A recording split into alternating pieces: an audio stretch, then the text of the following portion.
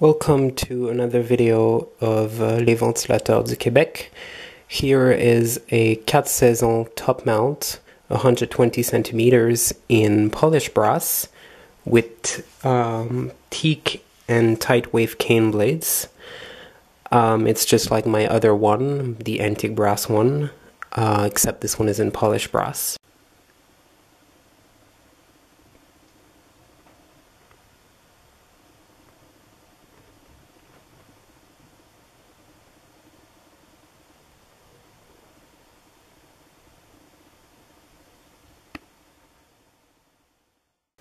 It's in very good physical condition, as you can see. The brass is still in good condition. This one, though, is not as in good mechanical condition as my other one, the antique brass one, which is very quiet. This one does have a little, at first it had some issues with the bearings. It had what I call the train sound, you know, like a clup, clup, clup, clup, clup, clup, clup, clup, clup, like a sort of sound like this. It was louder before. Now with the oil I put, it's much better, but it still has it a little bit. So you'll notice that when it's going to be spinning, it has a little sound in the bearing. Also, in the mounting, it fits kind of loose. Like the fan can move quite easily in its mounting. I could have fixed that pretty easily. I guess I could have wrapped the little lock bar with some tape, but I didn't do it. But I could do it if I wanted to. But you'll notice when it's going to be on higher speeds, it's going to wobble. That's not because the brackets or the blades are damaged or anything. No, they're all equal to one another. It's really because it fits loose in its ball mounting. It happens. Some fans are like that. Here's a top view of it. Those top mount fans are always really cool to look at from the top because it's really interesting the way they're made. They really have an unfinished motor. That's how I call them, an unfinished motor, just like on a regular station housing fan. But they use the same brackets as most of the spinners does, and obviously the blades mount on the top of the motor. As you can see, these have a really big, a very thick and wide Made in Taiwan motor. It's really made exactly like my antique brass model. It's really just the finish that differs. And also, this one is made in 1985, so it's a little bit newer than the antique brass one, but it's really made with the same parts. It's not because it's a few years newer than it has lighter parts. No, it's really as good. As you can see, all the parts are as chunky and the same thing. Obviously, the blades are the same. The switch housing is as chunky, and it's got the same pole chain setup, as you can see. That would probably be the only part a little damage on the brass is the poles are always scratched.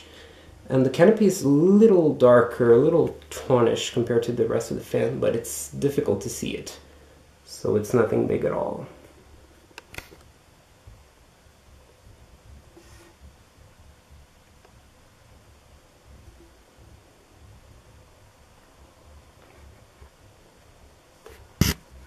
So here you can see the sticker on the top of the motor.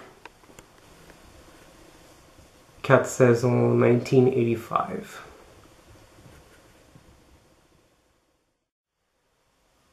Even though it's exactly the same model as my antique brass one, there's sometimes some slight revolution per minute variation between models to models, I guess maybe depending a little bit on the capacitor, or maybe the pitch on the brackets could be altered, or you know, there's always a few little factors that will increase or decrease the revolution per minutes. This one seems particularly fast, very fast. Of course, these fans are extremely powerful, and they run on RPMs. All the speeds are usually very fast. But this one seems really insanely fast, and compared to my my antique brass one. It seems particularly fast to me. So you'll notice, of course, it has a little wobble on high. I told you the mounting fits loose with all its parts together, but it's not because of the blades or the brackets. Okay, so watch this. It spins up extremely fast. I'm gonna start it on a high. You'll even notice the motor is gonna twist on one side because, like I said, it's loose and it's mounting. My other one, even though it was so powerful too, it doesn't do that because my other one fits very tight. So you'll notice the startup is extremely fast on these fans.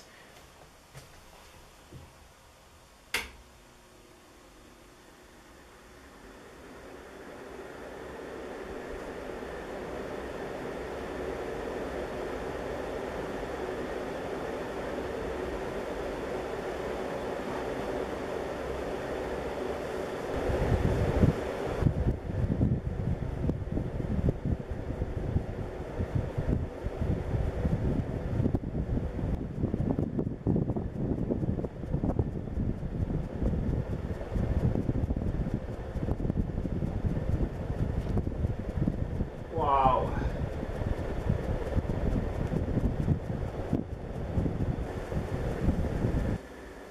Now that's medium speed. As you can see, it's still very fast. So I guess that high speed was around like close to 300 revolution per minute. And so the medium would be maybe around 150 revolutions. It blows a ton of air. You can tell by the tassels moving a lot.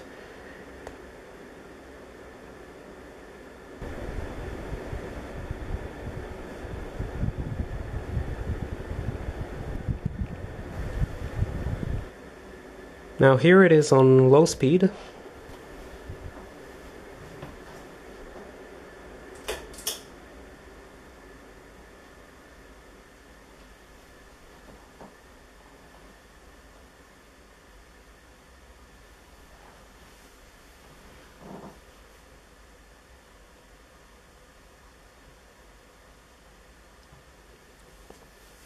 It's funny, it's actually on the low speed that the train sound can be heard the most.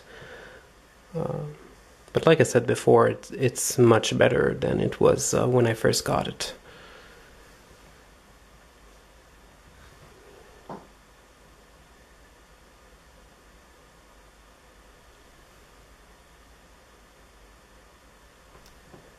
So the low speed would be around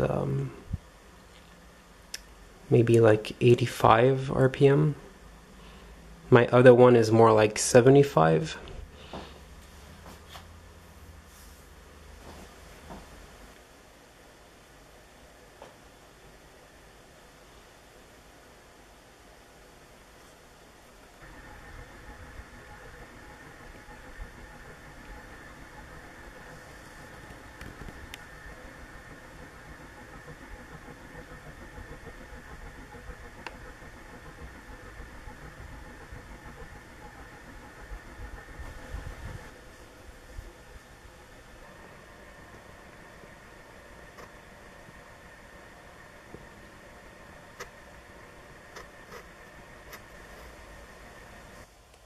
Thank you for watching.